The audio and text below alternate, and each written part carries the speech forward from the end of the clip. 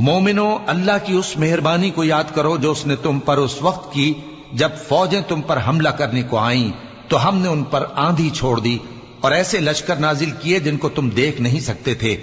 और जो काम तुम करते हो अल्लाह उनको देख रहा है।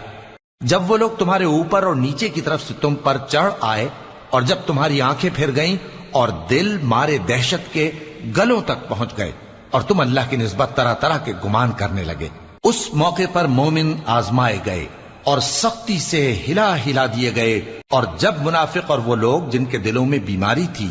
कहने लगे कि अल्लाह और उसके रसूल ने तो हमसे महज धोखे का वादा किया था, और जब उनमें से एक जमात कहती थी कि ए अहले यसरिब, यहां तुम्हारे ठहरने का मकाम नहीं तो लौट चलो,